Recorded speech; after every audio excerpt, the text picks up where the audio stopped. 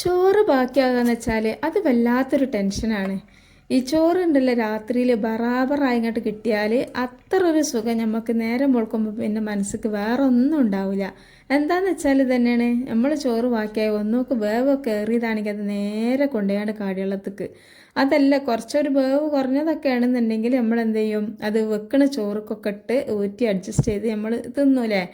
അപ്പോൾ ഇനി ആരും ചോറ് ബാക്കിയായി വിചാരിച്ചുകൊണ്ട് ടെൻഷൻ ആവണ്ട. ഇനിയിപ്പോൾ ഈ ഒരു സംഭവങ്ങൾ അറിഞ്ഞുണ്ടാക്കി ഒരൊറ്റ വട്ടം ടേസ്റ്റ് ചെയ്ത് കഴിഞ്ഞാൽ ചോറ് ബാക്കി ആക്കൂട്ടോ. കാരണം അത്രക്കും ഹെൽത്തി ആയിട്ടുള്ള എളുപ്പത്തിൽ ഉണ്ടാക്കാൻ പറ്റുന്ന നല്ലൊരു അടിപൊളി ചായൻ്റെ കടിയാണ് കേട്ടോ നമ്മളിന്ന് ഉണ്ടാക്കി കാണിക്കണത്.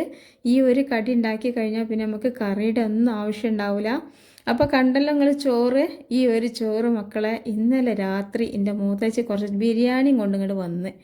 അപ്പോൾ പിന്നെ ഈ ഒരു ചോറ് എന്താ കാട്ടേണ്ടതെന്ന് എനിക്കൊരു പിടുത്തൂല കേട്ടോ. നല്ല മണിയായിട്ടുള്ള ചോറും. അപ്പോൾ ഇങ്ങോട്ട് നോക്കിയാണേ ഞാൻ എന്ത് ചെയ്ത് ആ ഒരു ചോറ് വെള്ളത്തിലൊന്നും ഇടാതെ നേരെ അങ്ങോട്ട് ഫ്രിഡ്ജിൽ വെച്ചുകാണ്ടേ അതിന്ന് ഒരു കപ്പ് ചോറ് എടുത്താണ്ട് മിക്സിൻ്റെ ജാറിലിട്ടിക്കാണ്ട് ലേശം വെള്ളം പാർന്നിട്ട് നല്ല അങ്ങോട്ട് അടിച്ചെടുത്താണ്ടേ നമുക്ക് രാവിലത്തെ ചായക്കടി ഇതങ്ങോട്ട് ആക്കാമെന്ന് വിചാരിച്ച്. എന്താണെന്ന് വെച്ചാൽ ഇപ്പോൾ വെള്ളത്തിലിടേണ്ട ആവശ്യമില്ല, മഴക്കാലമായതുകൊണ്ടാണ്. വേനൽക്കാലമാണെങ്കിൽ എന്തായാലും നിങ്ങൾ വെള്ളത്തിലിട്ടേക്കണം കേട്ടോ. ഇനിയിപ്പോൾ ഏത് ഫ്രിഡ്ജിൽ വെക്കുകയാണെങ്കിലും വെള്ളത്തിട്ട് വെച്ചിട്ട് ആ വെള്ളത്തിൽ നിന്ന് വാരിയിട്ട് ഈ ഒരു ചായൻ്റെ കടി ഉണ്ടാക്കിയെടുത്തോളി. അപ്പോൾ ഇതാ ഞാൻ ഒരു ഗ്ലാസ് വെള്ളമാണ് ഒരു കപ്പ് ചോർക്ക് ഒഴിച്ചു കൊടുത്തിരിക്കണത്. ഇപ്പം നിങ്ങൾക്ക് ഗ്ലാസ്സിനാണ് ചോറ് അളക്കണമെന്നുണ്ടെങ്കിൽ ഗ്ലാസ്സിലും അതേ കണക്കിന് എത്രയാണോ നമ്മൾ ചോറ് എടുക്കണതിനെ ഭാഗം വെള്ളം ഒഴിച്ചിട്ട് ഇതുപോലെ നല്ലോണം എന്നിട്ട് അരിച്ചെടുക്കുക. അപ്പോൾ ഇത് ചെറിയ ചാറിലായതുകൊണ്ട് നല്ലോണം അടിഞ്ഞിട്ടുണ്ട് കേട്ടോ. അപ്പോൾ ഒരു കപ്പ് ചോറ് വെച്ചിട്ട് ചെയ്യണോണ്ടാണ് ഞാൻ വലിയ ചാറിലിടാഞ്ഞത്. നിങ്ങളൊരു 2 കപ്പൊക്കെ വെച്ചിട്ട് ചെയ്യുകയാണെങ്കിൽ വലിയലിട്ട് അരിച്ചാൽ കേട്ടോ. എന്നാൽ ചെറുതിലായ നല്ലോണം അരിയും ചേച്ചിട്ടാണ്. അങ്ങനെ ആ ഒരു ചോറ് ഞാൻ നല്ലോണം അങ്ങോട്ട് അരച്ചെടുത്തതിന് ശേഷം ഇനി നമുക്ക് ചെയ്യേണ്ട പരിപാടി എന്താ വെച്ചാൽ ഇതുപോലെ ഒരു ചട്ടി അടുപ്പത്ത് വെച്ചിട്ട് അതിലേക്ക് ഒരു 3-4 വെളുത്തുള്ളി നന്നായിട്ട് ചതച്ചെടുത്തതും ചെറിയൊരു കഷ്ണം ഇഞ്ചി ചതച്ചെടുത്തതും അതുപോലെ തന്നെ ഈ ഒരു വെളിച്ചെണ്ണയ്ക്ക് തന്നെ ആദ്യം തന്നെ ഇട്ട് കൊടുക്കേണ്ടത് പിന്നെ ലേശം പച്ചമുളകാണ് കേട്ടോ. അപ്പോൾ പച്ചമുളക് ഇഞ്ചി രണ്ടും എരിവുള്ള സാധനം ആയതുകൊണ്ട് തന്നെ പച്ചമുളക് നല്ല എരിവുള്ളതുകൊണ്ട് ഞാൻ 1 എടുത്തിട്ടുള്ളൂ. അപ്പോൾ നിങ്ങൾക്ക് നല്ല എരിവുള്ളതൊക്കെയാണ് രാവിലത്തെ ബ്രേക്ക്ഫാസ്റ്റ് കുഴപ്പമൊന്നുമില്ല എന്നുണ്ടെങ്കിൽ 2-3 മുളകൊക്കെ എടുക്കട്ടോ. എരിവ് ടേസ്റ്റ് കൂടും. പക്ഷേ കുഞ്ഞു മക്കളൊക്കെ ഉണ്ടാകുമ്പോൾ നമുക്ക് അവർക്ക് അധികം എരിവ് പറ്റൂലല്ലോ. അപ്പോൾ ആ ഒരു ഇഞ്ചിയും പച്ചമുളകും വെളുത്തുള്ളിയൊക്കെ നല്ലോണം മൂത്ത് വന്ന സമയത്ത് ഞാൻ അതിലേക്ക് കുറച്ച് ക്യാരറ്റ് ഇട്ട് കൊടുക്കുന്നുണ്ട്. അപ്പോൾ ക്യാരറ്റൊന്നും ഇപ്പോൾ നമ്മളെ വീട്ടിൽ എപ്പോഴും ഉണ്ടാവില്ല. അപ്പോൾ ഇനി നമ്മളെ കയ്യിൽ എന്താണോ വെജിറ്റബിൾസ് ഉള്ളത് അത് ചേർത്ത് കൊടുക്കട്ടോ. പയറോ അതല്ലെങ്കിൽ കാബേജോ ഒക്കെ പറ്റും. എങ്ങനെ ആയാലും ഈ ഒരു മഴക്കാലത്തൊക്കെ നല്ല ഹെൽത്തി ആയിട്ടുള്ള ഇതുപോലുള്ള സംഭവങ്ങളൊക്കെ നമ്മൾ ഉണ്ടാക്കിയെടുക്കുമ്പോൾ പച്ചക്കറി ആഡ് ചെയ്യണ കടിയൊക്കെ ആകുമ്പോൾ നല്ലോണം ആഡ് ചെയ്യുക. എന്നാൽ നമ്മുടെ മക്കളൊക്കെ അത് കഴിക്കുമ്പോൾ മക്കൾക്ക് വേണ്ട എല്ലാ ഇതും ആ ഒരു പച്ചക്കറിയിൽ നിന്ന് കിട്ടും. മക്കൾക്കൊക്കെ എന്തോരം മടിയാണ് പച്ചക്കറിയൊക്കെ കഴിക്കാൻ. അപ്പോൾ ഇങ്ങനെയൊക്കെ ഒന്ന് ചെയ്ത് കൊടുത്താൽ നല്ലൊരു കാര്യമായിട്ട് കിട്ടും. അപ്പോൾ ഇതാ ഞാൻ ആ ഒരു ഇതുണ്ടല്ലോ ക്യാരറ്റും അതുപോലെ തന്നെ ഒരു സവാളയും ഒരു ലേശം കറിവേപ്പിലയും കൂടി ഇട്ട് കൊടുത്തിട്ട് നല്ലോണം ഒന്ന് ഇതുപോലൊന്ന് മിക്സ് ചെയ്തെടുക്കുന്നുണ്ട് കേട്ടോ. ഇതിലേക്ക് ലേശം ഉപ്പൊക്കെ ആഡ് ചെയ്ത് കൊടുത്താലുള്ള ഗുണം എന്താ വെച്ചാൽ ഇത് നല്ലോണം പെട്ടെന്ന് വെന്ത് കിട്ടുകയും ചെയ്യും. ഈ ഒരു വെജിറ്റബിൾസിലൊക്കെ ഉപ്പ് നല്ലോണം പിടിക്കുകയും ചെയ്യും. അപ്പോൾ ഇനി നമുക്കിത് കുറച്ച് സമയം ഒന്ന് മൂടി വെക്കുക. മീഡിയം ടു ലോ ഫ്ലെയിമിലേക്ക് മാറ്റിയിട്ട് മൂടി വെച്ച് കഴിഞ്ഞാൽ പെട്ടെന്ന് തന്നെ ആ ഒരു തക്കാളിയൊക്കെ ഒന്ന് ഉടഞ്ഞ് കിട്ടുകയും ചെയ്യും. പിന്നെ നമ്മളെ ക്യാരറ്റ് സവാള ഒക്കെ നല്ലോണം ഒന്ന് സോഫ്റ്റായിട്ട് കിട്ടുകയും ചെയ്യും കേട്ടോ. അപ്പോൾ ഒന്ന് മൂടി വെക്കുക. മൂടി വെച്ചാലാണ് ഇത് ശരിക്കൊരു സോഫ്റ്റായിട്ട് കിട്ടുക. അപ്പോൾ ഞാൻ കുറച്ച് സമയം ഒന്ന് മൂടി വെച്ചപ്പോഴേക്കും കണ്ടല്ലോ നല്ലോണം തക്കാളിയൊക്കെ സോഫ്റ്റായിട്ട് കിട്ടിയിട്ടുണ്ട് കേട്ടോ.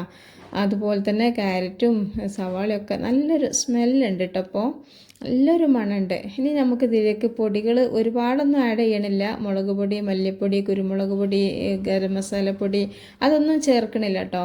വെറും ലേശം ഒരു 1/2 ടേബിൾ സ്പൂണിൻ്റെ താഴെ കണ്ട് മഞ്ഞൾപ്പൊടിയും അതുപോലെ തന്നെ കുറച്ച് ചിക്കൻ മസാല ആഡ് ചെയ്യണ്ടേ. ഇനിയിപ്പോൾ നിങ്ങൾ കയ്യിൽ ചിക്കൻ മസാല ഇല്ലെങ്കിൽ ബേജാറാവൊന്നും വേണ്ട. നമുക്ക് ഈ ഒരു പലഹാരം ഈ ഒരു ചായൻ്റെ കടി ഉണ്ടാക്കിയെടുക്കാൻ കഴിയണില്ല എന്ന് വിചാരിച്ചിട്ട് ടെൻഷൻ ആവണ്ട. ഇതിലേക്ക് ലേശം ഗരം മസാലൻ്റെ പൊടി ഇട്ട് കൊടുത്താൽ മതി. പിന്നെ അതിലേക്ക് മുളക് പൊടി ഒന്നും ആഡ് ചെയ്തിട്ടില്ല. നിങ്ങൾക്ക് വേണമെങ്കിൽ ലേശം ചെയ്യാട്ടോ, കാരണം ഈ ഒരു ചിക്കൻ മസാലയിൽ തന്നെ അത്യാവശ്യം എരിവുണ്ടാവും. അപ്പോൾ ഇതിന് നല്ലൊരു സ്മെല്ല് വരുന്നുണ്ട് ഈ ഒരു നേരത്ത്. പിന്നെ ഞാൻ ഇതിലേക്ക് ഇട്ടുകൊടുത്തത് എന്താ വെച്ചാൽ കോഴിമുട്ട കേട്ടോ, ഒരൊറ്റ മുട്ടയെ വേണ്ടുള്ളൂ. അപ്പോൾ ഈ ഒരു കോഴിമുട്ട ഒഴിച്ചു കൊടുക്കുന്ന സമയത്ത് നമ്മൾ തീ നല്ലോണം കുറച്ച് വെച്ചിട്ട് ഇതൊരു ബുൾസൈ പരുവത്തിലുള്ള ആ ഒരു വേവ് ഉണ്ടല്ലോ, ആ നേരത്തെ തന്നെ നല്ലോണം ചകഞ്ഞ് കൊടുക്കട്ടോ. അല്ല ഇത് കുറച്ചൊന്ന് വേവാൻ വേണ്ടി വെച്ചാൽ പിന്നെ നമുക്ക് ഈ ഒരു കോഴിമുട്ട ചെറുതായിട്ട് പൊടിഞ്ഞൊന്നും കിട്ടൂല, പിന്നെ ടേസ്റ്റിനും കുറവായിരിക്കും നല്ലോണം വെന്താൽ. അപ്പോൾ ഈ ഒരു ബുൾസൈ ടേസ്റ്റിലെടുക്കുമ്പോൾ കോഴിമുട്ടൻ്റെ ശരിക്കുള്ള ടേസ്റ്റ് കിട്ടും. ഇനി നിങ്ങൾക്ക് ഈ ഒരു കോഴിമുട്ടയ്ക്ക് പകരം ചിക്കനോ ബീഫോ ഒക്കെ ഒന്ന് ആഡ് ചെയ്യാം കേട്ടോ. ചിക്കനൊക്കെ ആകുമ്പോൾ ഒന്നും കൂടി ടേസ്റ്റ് ആവും. അപ്പോൾ എപ്പോഴും നമ്മൾ അടുക്കൽ ഇപ്പോൾ ചിക്കനൊന്നും ഉണ്ടാവില്ലല്ലോ, അപ്പോൾ അങ്ങനെ ഉള്ള ഒരു സമയത്ത് ഒക്കെ ഒന്ന് നമുക്ക് ഉണ്ടാക്കിയെടുക്കണം എന്നുണ്ടെങ്കിൽ ഇതുപോലെ കോഴിമുട്ട പിന്നെ എപ്പോഴും നമ്മുടെ വീട്ടിലുണ്ടാവും. ഇനിയില്ലെങ്കിലും ഒരു 5-6 രൂപ കൊടുത്താൽ ഒരു കോഴിമുട്ടയൊക്കെ നമുക്ക് ആർക്കാലും വാങ്ങാൻ കഴിയുകയും ചെയ്യും. അപ്പോൾ ആ ഒരു കോഴിമുട്ടയൊക്കെ വെച്ച് നല്ലോണം ചകഞ്ഞെടുത്തതിന് ശേഷം ഇതാ ഞാനിങ്ങോട്ട് മാറ്റിയിട്ടുണ്ട്. പിന്നെ ഞാനൊരു ബൗളെടുത്ത് അതിലേക്ക് ഒരു 1.5 ടേബിൾ സ്പൂൺ മൈദ ആഡ് ചെയ്തിട്ട് ലേശം വെള്ളം ഒഴിച്ചിട്ട് അതിൻ്റെ കട്ടകളൊക്കെ നല്ലോണം ഒന്ന് പൊടിച്ചെടുക്കുന്നുണ്ട് കേട്ടോ. ആദ്യം തന്നെ ഒരുപാട് വെള്ളം ഒഴിക്കേണ്ട, പിന്നെ കട്ട പൊടിഞ്ഞ് കിട്ടൂല. പിന്നെ നമ്മൾ എന്ത് ചെയ്യേണ്ടി വരും, മിക്സിന് ജാറിലിട്ട് അരിക്കുകയും അരിപ്പയിൽ വെച്ച് അരിക്കുകയും എന്നൊക്കെ ചെയ്യേണ്ടി വരും. അപ്പോൾ അതൊന്നും ചെയ്യേണ്ട, ലേശം വെള്ളം ഒഴിച്ചിട്ട് മിക്സ് ചെയ്തിട്ട് അത് ആ കട്ടകൾ കുടഞ്ഞതിന് ശേഷം ബാക്കിയുള്ള വെള്ളം കൂടി മിക്സ് ചെയ്യുക. അപ്പോൾ ഇതാ ഞാനൊരു 1/2 ഗ്ലാസ് താഴെ കണ്ട് വെള്ളം, ഇതാണ് ഇതിൻ്റെ ഒരു കൺസിസ്റ്റൻസി.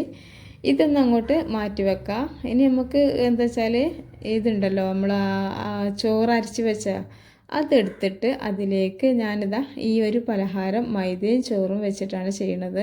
നിങ്ങൾക്ക് വേണമെന്നുണ്ടെങ്കിൽ ഗോതമ്പ് പൊടിയിലും ചെയ്യാം കേട്ടോ. അപ്പോൾ നല്ലൊരു ടേസ്റ്റാണ് കേട്ടോ മൈദ വെച്ചിട്ട് ചെയ്യുമ്പോൾ.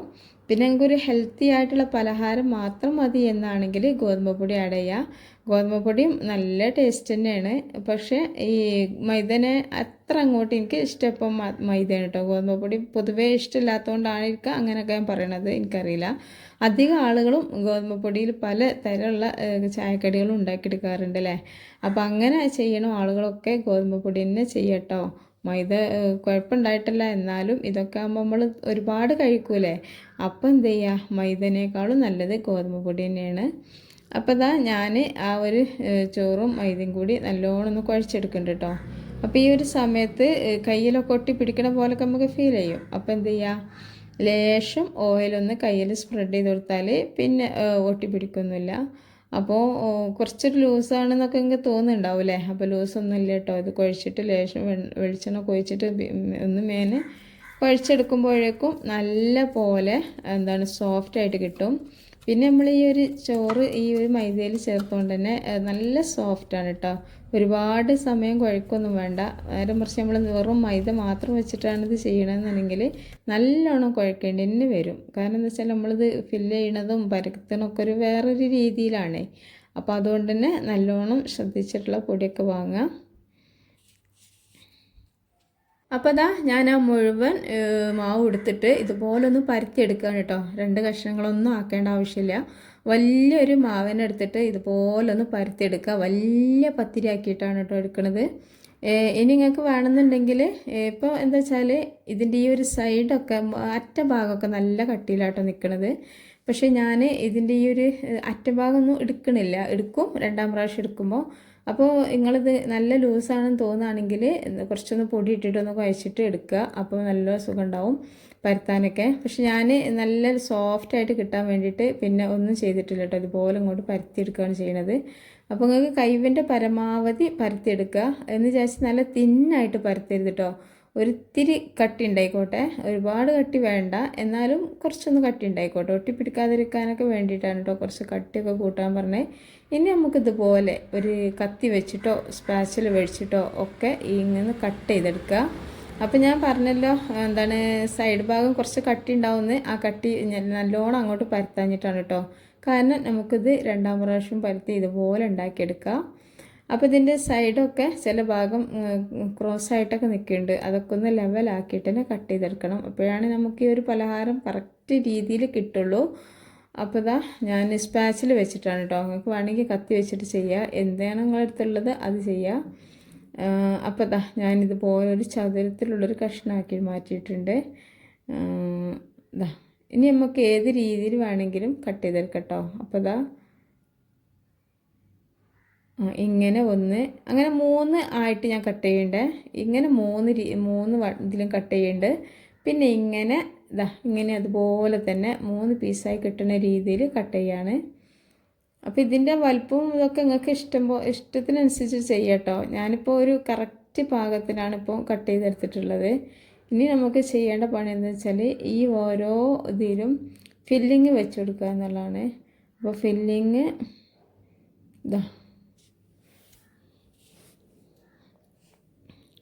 സ്പൂൺ കൊണ്ടൊന്നും വെക്കണില്ല കേട്ടോ. കൈ കൊണ്ട് തന്നെ വെച്ചാൽ എന്താ വെച്ചാൽ നമുക്ക് വിചാരിച്ച രീതിയിൽ കിട്ടും. സ്പൂണാകുമ്പോൾ തെന്നിയൊക്കെ പോവും.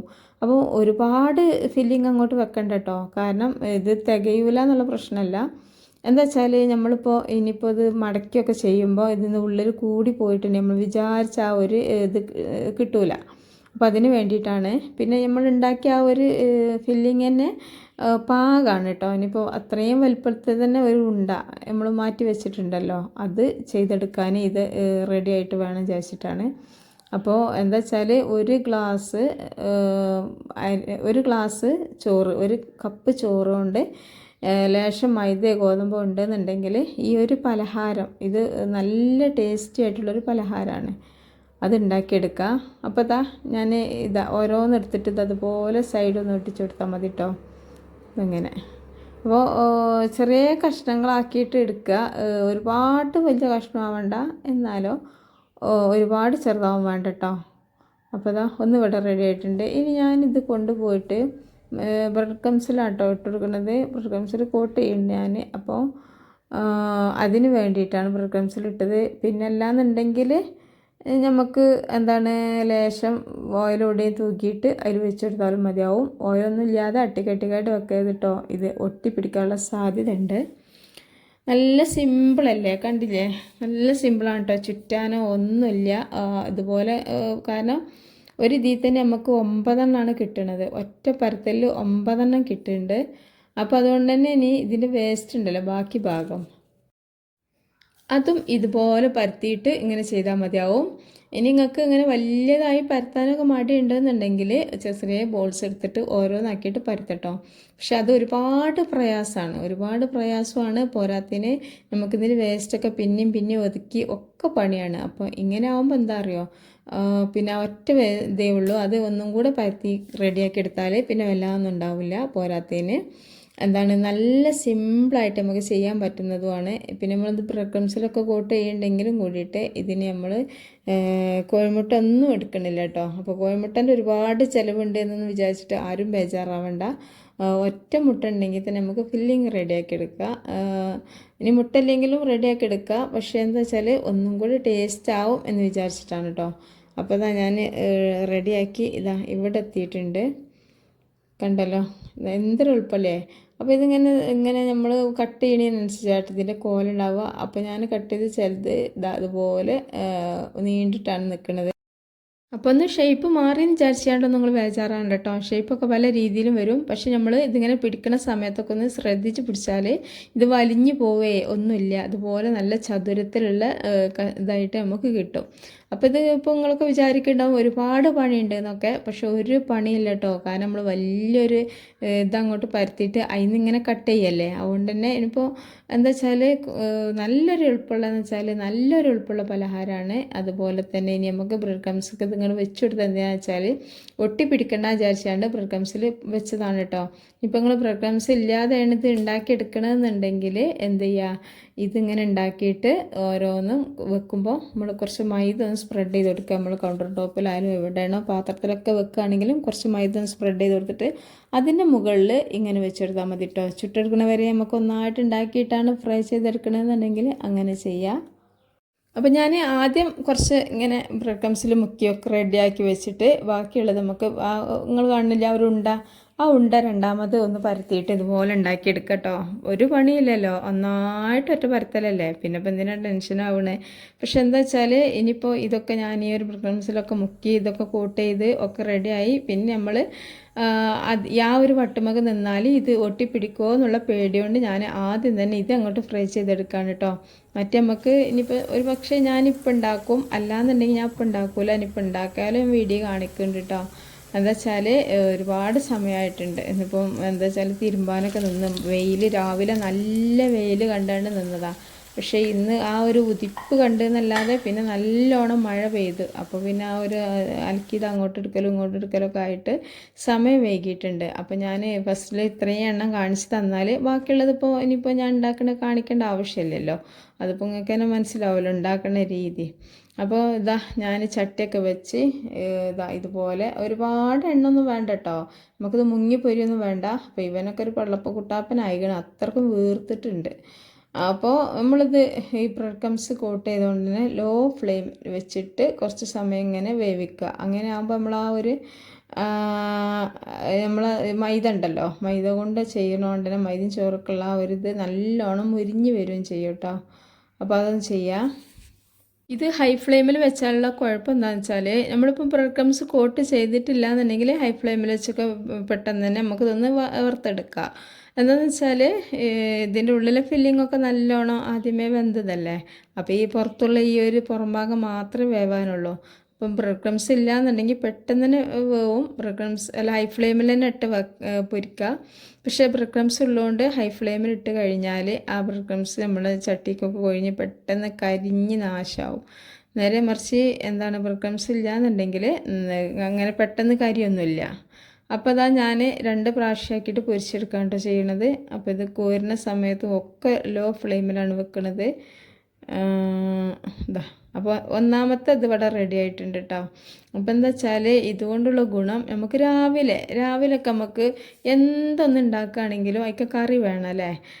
പിന്നെ ഇതിന് ഞാൻ നാളെ ഇതുപോലെ രാവിലത്തെ ചായൻ്റെ കടി ഇതുപോലെ ഒന്ന് ഫ്രൈ ചെയ്യേണ്ടി വന്നപ്പോൾ ചെയ്തപ്പോൾ ഒരുപാട് കൂട്ടുകാർ പറയുന്നുണ്ട് പരാതി.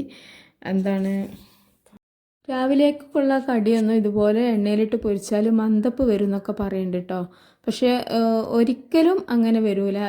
ഈ നമ്മൾ എണ്ണ കുടിച്ചിട്ടുണ്ടെങ്കിൽ ആ ഒരു കടി കഴിച്ചാൽ മന്ദപ്പ് വരും, ശരി തന്നെയാണ്. പക്ഷേ നമ്മൾ ഭൂരിയൊക്കെ ഇഷ്ടം പോലെ ഉണ്ടാക്കി കഴിക്കും. അപ്പോൾ അതൊക്കെ മന്ദപ്പ് വരും. ഇതെന്ന് പറഞ്ഞാൽ നമ്മൾ ബ്രെഡ് ക്രംസ് കോട്ട് ചെയ്തുകൊണ്ട് തന്നെ മൈദയും കോട്ട് ചെയ്തുകൊണ്ട് ഒരിക്കലും എണ്ണ കുടിക്കൂല. ആ പുറം ഭാഗം ഒന്നും ഇങ്ങനെ ഇങ്ങോട്ട് ക്രിസ്പി ആകാന്നേ ഉള്ളൂ. അപ്പോൾ ഇതിനിപ്പോൾ ഒരുപാട് എണ്ണ കുടിച്ചിട്ട് രാവിലെ നമ്മൾ ആ കടി കൂട്ടി മന്ദപ്പാവെന്ന് വിചാരിക്കാനില്ല. പിന്നെ ഇതിലേക്ക് നമ്മൾ ഫില്ല് ചെയ്തത് നല്ല നല്ല വെജിറ്റബിൾസ് സംഭവങ്ങളാണല്ലോ. കോഴിമുട്ട ആവട്ടെ, ക്യാരറ്റ് ആവട്ടെ, എല്ലാം നല്ല നല്ല കാര്യങ്ങളാണ്. അപ്പോൾ എന്താ വെച്ചാൽ അത് ഒക്കെ വെച്ചിട്ട് ഇങ്ങനെ ഉണ്ടാക്കിയിട്ട് പുറം ഭാഗം ഒന്നും ഇങ്ങനെ മുരിച്ചെടുക്കണേലേ ഉള്ളൂ. അപ്പോൾ അതുകൊണ്ട് വലിയ പ്രശ്നമൊന്നും ഉണ്ടാവില്ല കേട്ടോ. ഞാൻ ഇതിൻ്റെ ഉൾഭാഗം ഒന്ന് കാണിച്ചതെന്നാണ്. എന്ത് ഭംഗിയുണ്ട് കാണാനേ അറിയോ. ഇതിനിപ്പം പ്രത്യേകിച്ചൊരു ഒന്നും വേണ്ട കേട്ടോ. ഇതിങ്ങനെ തന്നെ കഴിക്കുക. രാവിലെയൊക്കെ ഉണ്ടാക്കിയാൽ നമ്മൾ ചായയിലൊന്നും പഞ്ചസാര ഒന്നും ഇടണ്ട. നല്ല ചൂടുള്ള കട്ടൻ്റെ കൂടെ കഴിച്ചാൽ നമുക്ക് നല്ലൊരു എനർജി കിട്ടും മനസ്സുക്കും ഒക്കെ. പിന്നെ കുട്ടികൾക്കൊക്കെ ഒരുപാട് ഇഷ്ടമാവും. പിന്നെ കറി തപ്പി പോവും വേണ്ട. പിന്നെ അതുപോലെ തന്നെ വൈകുന്നേരങ്ങൾക്കും നല്ല തന്നെയാണ് കേട്ടോ. ഉച്ചക്ക് ഇനിയിപ്പോൾ രാത്രികത്തെ ചോറ് ബാക്കിയില്ലെങ്കിൽ ഉച്ചക്കത്തെ ചോറ് ലേശം എടുത്തിട്ട് ഇതുപോലെ ഉണ്ടാക്കി കഴിഞ്ഞാൽ എല്ലാവർക്കും ഇഷ്ടമാവും. അപ്പോൾ ഈ ഒരു വീഡിയോ നിങ്ങൾ ലൈക്ക് ചെയ്യാൻ മറന്നവരുണ്ടെങ്കിൽ ഒരു ലൈക്ക് ചെയ്യ്. പിന്നെ അതുപോലെ തന്നെ പരമാവധി ആളുകളിലേക്ക് നിങ്ങളെ ഫാമിലി ഗ്രൂപ്പൊക്കെ ഫ്രണ്ട്സ് ഗ്രൂപ്പൊക്കെ ഒക്കെ ഒന്ന് ഷെയർ ചെയ്ത് കൊടുക്കട്ടോ. അടിപൊളി ടേസ്റ്റാണ്. അസ്സലാമു അലൈക്കും.